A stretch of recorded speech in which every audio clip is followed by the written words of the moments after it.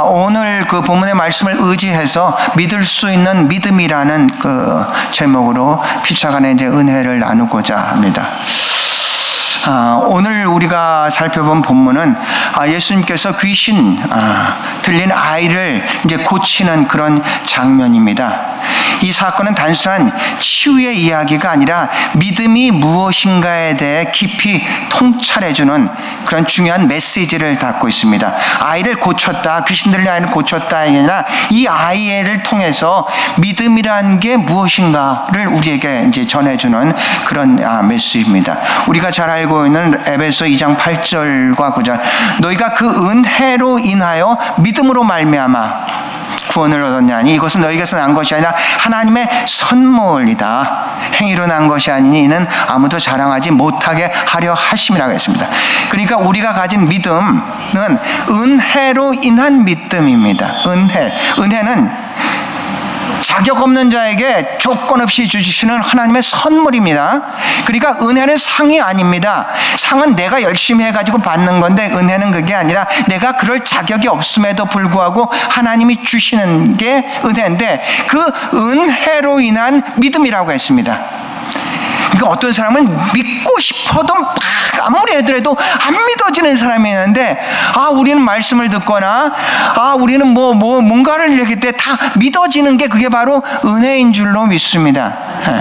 그게 이제 은혜. 그래서 너희가 그 은혜로 인하여 믿음으로 말미암아 구원을 받았어. 그러니까 은혜를 받았다는 것은 이거 자랑할 게 아니라 감사해야 될 겁니다.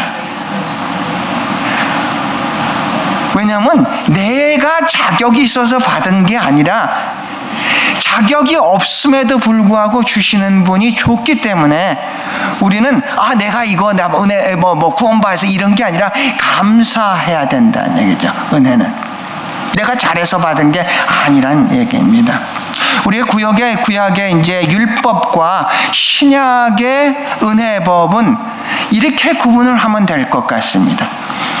구약의 율법은 내가 지켜서 구원을 받는 법이고 신약의 은혜법은 하나님이 하신 일을 믿어서 구원을 받는 일입니다. 자, 다시 할까요? 구약의 율법은 내가 다 지켜서 구원을 받는 거라면은 신약의 은혜법은 하나님이 하신 일을 믿음으로 구원을 받는 줄로 믿습니다. 이게 은혜법. 예수 그리스도가 우리를 위해서 십자가에 못 박혀 돌아가신 것, 그분이 부활할 때 우리도 같이 부활했다는 것, 그분이 다시 올 때 우리도 다시 모든 사람들이 부활한다는 것, 이 모든 것, 그것을 믿는 믿음으로 우리가 구원을 받는다는 것이죠. 율법은 자기의 의입니다. 내가 지킴으로써 구원을 만약에 누군가가 율법으로 구원을 받을 수가 있다면은 정말로 좋겠죠. 그런데 인간이 타락함으로써 우리의 의로서 우리가 하나님께 갈 수는 없다는 얘기죠. 오직 은혜로만 가는데 그 은혜는 바로 믿음으로서 이루어진다는 얘기입니다. 하나님이 주신 은혜를 믿음으로 구원을 받고 그 은혜를 은혜답게 살아갈 때 그 은혜가 더 깊어지는 것이죠. 오늘의 본문은 그렇습니다. 배경은요, 9장의 전반부의 배경은 예수님께서 변화산상에 갑니다. 변화산상에 베드로와 요한과 야고보를 데리고 이제 변화산, 그러니까 사역지를 떠나서 새 제자를 들어서 변화산상에 이제 올라가죠. 거기서 모세도 만나고 엘리야도 만나고 그런 동안에 예수님의 사역지에서는 아들이 귀신 들린 아들을 고치기 위해서 아버지가 그 아들을 데리고 그 예수님의 사역지에 이제 갔습니다. 거기에 나머지 제자들이 있는 그런 상태이죠. 그 상태입니다. 그런데 예수님께서 이제 변화산상에서 이제 내려와서 사역지를 딱 도착을 하니까 서기관들과 논쟁이 막 벌어졌어요. 그래서 이제 물어봤죠. 도대체 무슨 일이냐? 물어보니까 제자들이 아무 얘기를 하지를 못하고 있었습니다. 그때 자기 귀신 들린 아들을 데리고 온 그 아버지가 얘기를 합니다. 내 아들이 귀신 들렸는데 고치기 위해서 이곳에 왔는데 당신들의 제자들에게 데려갔더니 고치지를 못했습니다 해가지고 다 예수님께 있었던 일을 얘기를 합니다. 그러니까 예수님께서 그 이야기를 듣고 그 제자들을 향해서 참 믿음이 없는 세대다, 내가 언제까지 너희와 함께 있어야 되느냐 그러면서 그 아버지한테 아들을 데려와라.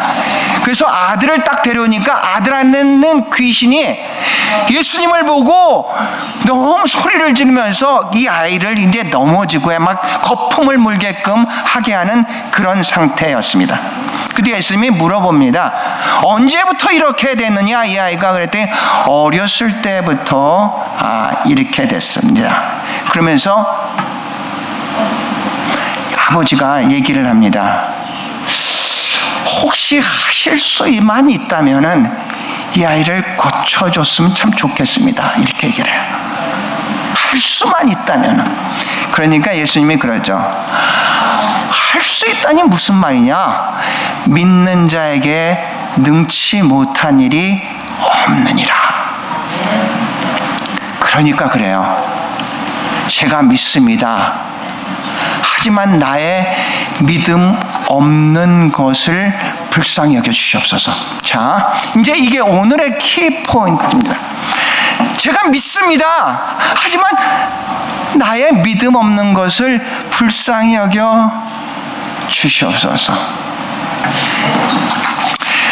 믿음은 세 가지로서 오늘 우리가 한번 믿음에 대해 생각하고자 합니다. 첫째, 믿음은 고백이다. 무슨 고백이냐? 나의 믿음 없는 것을 고백하는 게 그게 믿음입니다. 얼마나 어리석고 얼마나 죄인이고 얼마나 부족하고 얼마나 연약하고, 그게 우리의 신앙의 현실입니다. 하나님 앞에 고백할 수 있는 그 고백이 믿음이라는 얘기입니다. 우리 하나님 앞에 아무도 내가 이렇습니다, 이럴 사람들은 아무도 없습니다. 어떻게 우리가 무엇으로 하나님 앞에 나의 의를 얘기할 수가 있겠습니까? 우리끼리 모이면은 너보다 내가 조금 낫다고 할 수가 있지만 전능하신 하나님 앞에 내가 그 앞에 섰을 때 무엇을 하나님 앞에 내놓을 수가 있겠습니까? 우린 믿음이라는 것은 하나님 앞에 우리의 연약함을 고백하는 겁니다. 정말로 저는 믿습니다. 하지만 믿음 없는 나를 불쌍히 여겨 주시옵소서.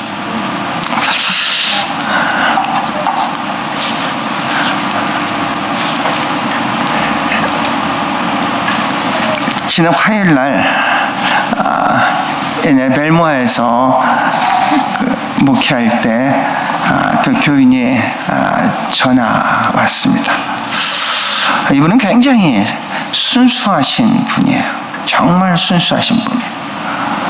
아주 어렵게 사셨던 분이고, 그런데 이분이 비자 문제가 해결이 안 되니까 캔버라로 갔습니다.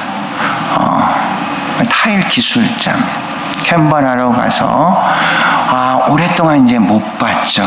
근데 어제 이렇게 그 화요일 날 사관님 혹시 시간 있으면은 잠깐 만나자고 그래. 왜 그러냐고 했더니 자기가 전도할 사람이 있는데 사관님이 오셔서 꼭 만나 주셔서 그 교회를 다니게 했으면 참 좋겠습니다.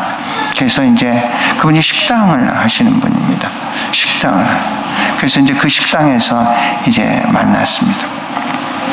아주 오래 25년 전에 있었던 일인데 언제 만난지 기억은 안 납니다. 그런데 이제 만났습니다.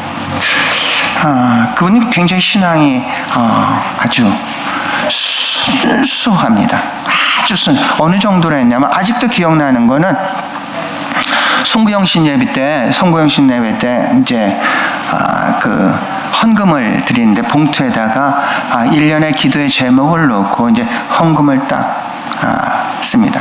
근데 제가 그 25년 전인데 아직도 기억나는 것은 그분의 헌금 봉투에 이렇게 써 있었습니다. 주님, 믿을 수 있는 믿음을 허락하여 주소서. 믿을 수 있는 믿음. 오늘의 사실은 그래서 그게 제목. 믿을 수 있는 믿음을 주시옵소서. 그분을 이제 만나요. 굉장히 순수한데 그런데 그 캔버라에 가서 아주 자리도 잘 잡고 신앙도 엄청 성숙했어요. 그러니까 순수한 믿음에 성숙한 믿음이 이제 합해진 그런 모습으로서 이야기를 이제 나누었습니다.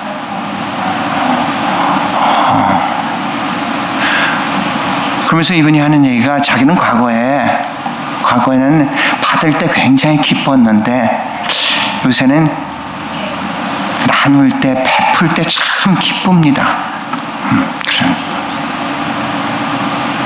그러면서 선교 갔던 이야기를 해요.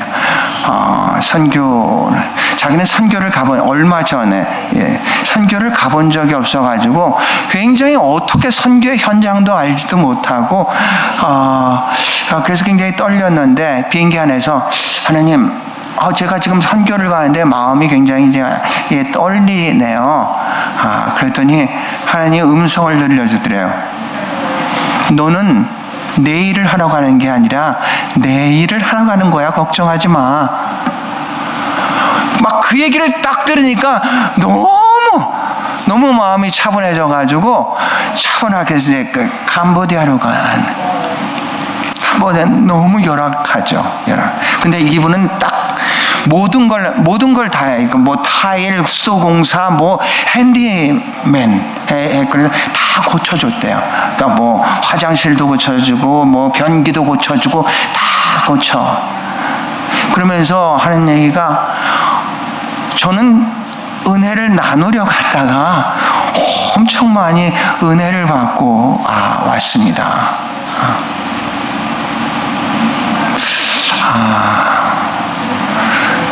전 거기 가가지고 호주에 그냥 있다는 것 자체가 하나님께서 나를 얼마나 축복해주고 계신 것인지를 이제 알게 되었습니다. 그리고 얼마 전에도 거기에 있는 사람들이 자꾸 전화가 오는데 언제 또 오냐고 너무 다 고쳐주고 막 그러니까 기다려지는 거야.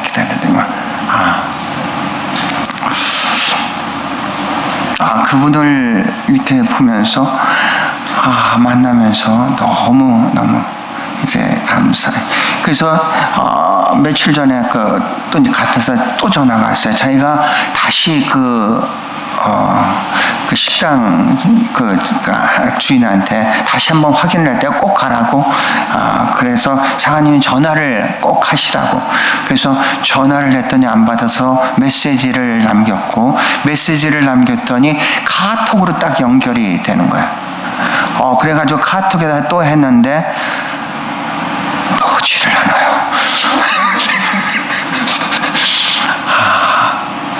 너무 이제 스트라에 가면 이제 갈 곳도 생겼습니다. 근데 그분을 만나면서 너무 감사한 거예요. 그러면서 옛날 그 생각이 나요. 시카고에서 마지막 떠날 때 설교를 했어요. 그래서 그 마지막 제가 한 설교가 그거예요. 여러분과 제가 언제 어디서 어떻게 만날지 모르지만 여러분도 그렇고 저도 그렇고 최소한 지금보다 모든 것들이 성숙한 상태에서 한 단계 업그레이드 상태에서 만나기를 축복합니다. 그래요. 그분을 만남으로써 너무 이제 감사했고 지금도 그 순수함 그 위에 하나님께서 계속 축복을 해주실 거로 믿습니다. 믿음은 고백입니다. 뭘 고백합니다? 하나님 정말 저는 부족한 존재입니다. 아시잖아요. 그것을 아주 순수한 마음으로 하나님 앞에 고백할 수 있는 게 그게 믿음입니다. 오늘 여러분한테 보냈었던 카톡에 겸손이라는 것은 은혜를 받을 수 있는 태도라고 했습니다. 겸손이 뭐냐? 은혜를 받을 수 있는 태도. 은혜는 물과 같습니다. 물은 언제나 위에서부터 밑으로 내려갑니다. 은혜도 언제나 위에서부터 밑으로 내려가는데 높은 곳에 있으면서 은혜를 받으려니까 받을 수가 없죠. 교만해서 은혜를 받으려니까 받을 수가 없죠. 낮은데 겸손하게 있는 자들이 은혜를 받는 것인 줄로 믿습니다. 그래요. 믿음은 고백입니다. 뭐를? 나의 부족함을, 나의 연약함을, 나의 어리석음을 하나님 앞에 솔직하게 고백하는 그 고백인 줄로 믿습니다. 믿음은 행동입니다. 우리는 믿음, 행동이라는 것은 잘 알고 있죠. 이 아이 아버지가 단지 말로만 하지 않고 그는 실제로 정말로 예수님이 고칠 거라는 믿음을 가지고 그 믿음을 행동으로 이제 옮겨서 아이를 데리고 예수님에게 이제 간 것이죠. 예수님에게 간 것입니다. 그런데 제자들이 고치지 못했죠. 그럼에도 불구하고 예수님이 오실 때까지를 기다려서 예수님을 기다리고 예수님에 의해서 이제 고침을 받는 그런 겁니다. 믿음은 단순한 감정이나 지식의 동의가 아니라 참된 믿음은 삶 속에서 행동으로 나타납니다. 믿음은 명사가 아니라 동사이라는 얘기입니다. 우리가 얘기하는 믿음이 보이지 않는 믿음이라면 행함은 보이는 믿음입니다. 성경은 믿음이 보여지는 것이며 동시에 움직이는 것이며 움직이는 것이라는 것을 가르쳐주고 있습니다. 우리 11에서 11장을 믿음장이라고 그랬죠. 믿음의 거장들이 쭉 열거되는데 단 한 사람도 말로 믿는 사람 없었습니다. 믿으면은 행동으로 계속해서 이어갔던 사람입니다. 대표적으로 아브라함이 갈 곳도 알지 못하고 본토와 친척과 아비 집을 떠나 내가 내게 지시할 땅으로 가라. 이 말씀을 듣고 바로 순종으로서 이어졌단 것이죠. 야고보서 2장 17절 우리가 너무나 잘 알고 행함이 없는 믿음은 죽은 믿음이다. 보이지 않는 믿음은 반드시 보이는 믿음인 행함으로 나타나야 되는데 이게 일치가 되지 않으면 사실은 죽은 믿음이다. 심리학에 인지부조화라는 말이 있습니다. 인지부조화. 내가 생각하는 생각과 나의 행동이 다를 때 나타나는 그 불편함을 인지부조화의 현상이라고. 나는 이렇게 믿고 있는데 나의 행동은 전혀 달라. 이런 겁니다. 나는 다이어트가 중요하다는 것을 알고 있는데 그런데 밤이 오면은 그 밤참의 유혹을 못 이겨서 하나만 먹지 하다가 2개 먹고 아침에 일어나면 이만큼 부었고 이제 후회를 이제 부조하죠. 이게 지구의 환경을 생각해서 우리가 일회용을 쓰면 안 돼. 그런데 이게 이제 압니다. 그런데 이게 일회용 쓰는 게 너무 편리하니까 그냥 이제 일회용을 쓰는 인지 부조화. 그러니까 이게 인지 부조화 현상입니다. 말씀을 준비하면서 제가 왜 제가 지지난주에 설교할 때 사실은 제가 설교하기가 상당히 불편하고 두렵다고 저는 왜 그런지를 잘 몰랐습니다. 강의할 땐 아주 잘 믿든 안 믿든 잘하고 있습니다. 근데 설교할 때는 그렇지 왜 그런지를 몰랐는데 오늘 이 말씀을 생각하면서 그렇구나.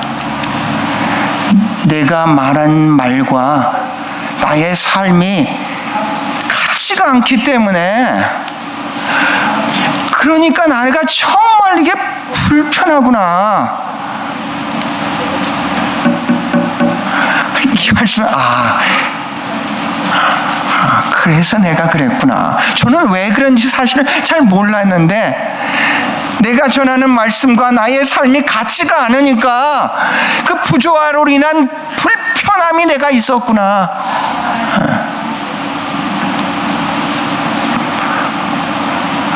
알렉산더가 전투에 있을 때 할 때 전선에서는 이제 절대로 이게 어떤 지휘자의 명령 없이는 자기 혼자 후퇴를 하면은 그건 안 돼 합니다. 지휘자의 명령이 없으면은 절대로 후퇴를 이제 하면은 이제 안 됩니다. 그런데 이 전투를 하다가 이게 병사가 이게 자기가 위험하니까 이제 뒤로 이제 도망갔습니다. 그러니까 뒤에 있던 그 지휘자가 그를 딱 붙잡고 명령 없이 후퇴했다고 명령 불복종을 해서 알렉산더한테 이제 데려갔다고 합니다. 알렉산더가 그래서 물었대. 내 이름이 뭐냐? 그랬더니 그 병사가 알렉산더입니다. 이렇게. 알렉산더가 잘못 들은 줄 알고 내 이름이 뭐냐? 다시 알렉산더입니다. 너무 화가 나서 병사한테 그랬답니다. 앞으로 내 이름을 바꾸든지 아니면 내 태도를 바꿔라.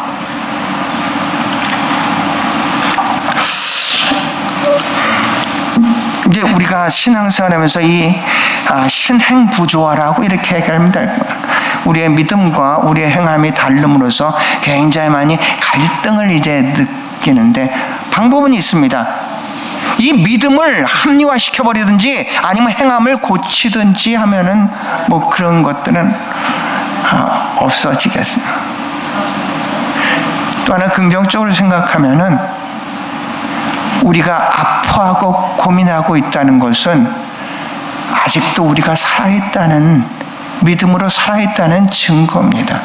만약에 우리 가운데 양심의 화를 맞았다면 그런 생각조차 하지를 않게 되죠. 믿음은 행동입니다. 믿음은 고백이고 그 고백은 행동으로 보여주어야 될 줄로 믿습니다. 마지막으로 믿음은 기적입니다. 이 아버지는 예수님을 믿는 그 고백을 나의 믿음 없는 것을 불쌍히 여겨주시옵소서 이래서 아이를 예수님께 데려올 줄 행동까지 이어졌습니다. 예수님은 그 아이를 보고 이제 벙어리와 귀머거리, 그러니까 우리가 들리지 않으면은 말을 할 수 없습니다. 들려. 에바다, 이게 거기 성경에 에바다, 열려라. 그 친구도 들리지가 않고 말을 못. 왜냐하면 들리지 않으면은, 사람이 들리지 않으면 말을 하지를 못합니다. 조금 더 영적으로 생각하면은 우리가 남의 이야기를 잘 듣지 못하면 절대로 올바른 얘기는 할 수가 없습니다. 열려 있는 귀가 있어야지 열린 입으로 이어질 수가 있는 겁니다. 예수님께서 벙어리와 귀머리겐 귀신아 나가라. 이제 예수님께서 치유를 하시죠. 근데 예수님이 저같이 이렇게 살살 얘기했겠습니까? 아주 강하게, 아주 담대하게, 마치 나사로야 나와라, 달리다굼, 에바다, 아주 강하게 명령을 한 거죠. 우리가 기도할 때 정말로 믿음으로 기도하면은 강하고 담대하게 담대하게 내가 하는 게 아니라 주님이 하시는 것이기 때문에 주님의 이름으로 담대하게 선포해야 될 줄로 믿습니다. 바로 그 믿음을 우리가 가지고 있어야 된다는 겁니다. 믿음은 고백입니다. 정말 주님, 제가 어리석은 존재, 부족한 존재입니다. 믿음은 가지고 있지만 너무 연약해서 그 믿음대로 살지를 못합니다. 고백할 수 있어야 되고요. 믿음은 보이지 않는 믿음은 반드시 보이는 믿음으로 이어가야지만 됩니다. 그 믿음을 가지고 있을 때 우리의 믿음 생활에는 기적이 상식과 같이 나타날 수 있을 줄로 믿습니다.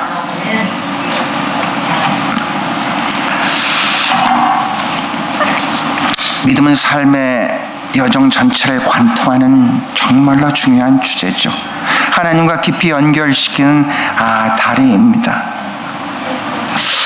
우리가 잘 알고 있는 로마서 1장 17절 종교개혁의 가장 복음에는 하나님의 의가 나타나서 믿음으로 믿음에 이르게 하나니, 믿음으로 믿음에 이르게 하나. 기록된 바 오직 의는 믿음으로 말미암아 산다고 했습니다. 사랑하는 성도 여러분, 고백할 수 있는 믿음, 행할 수 있는 믿음, 그래서 기적을 목도하는 그런 믿음을 가지시기를 주의 이름으로 축원합니다.